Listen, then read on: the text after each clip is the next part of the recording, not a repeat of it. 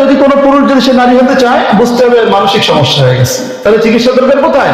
মানসিক হাসপাতালে নিয়ে যাওয়ার দরকার, রেখে একে মানসিক চিকিৎসা করার দরকার। কিন্তু এরা বলতেছে যে না, এর দেহের মধ্যে পরিবর্তন এনে একে এর মনের উপরে ছেড়ে দিতে হয়। নাউযুবিল্লাহ। আমরা তো এটা ফালতু মতবাদ আমাদের কাছে মনে হচ্ছে, কিন্তু এই পশ্চিমা বিশ্ব এরা এদের এই ফালতু মতবাদ দিয়েই মুসলিম সমাজের ঈমান আকীদা ধ্বংস করে, মুসলিমদের ঈমান আকীদা ধ্বংস করে এদেরকে গজবে নিবেদিত করতে চায়। ওরা তো গজবে নিবেদিত হবেই, সাথে সাথে ওরা দেখে যে আমরা তো মরবই, অতএব মুসলমানদেরকে নিয়েই আমরা মরবো। পুরা বিশ্বে ওদের মতবাদ কায়েম করে মুসলমানদেরকে ওদের গোলাম বানাতে চায়। এদের এই ফালতু মতবাদ পেশ করে।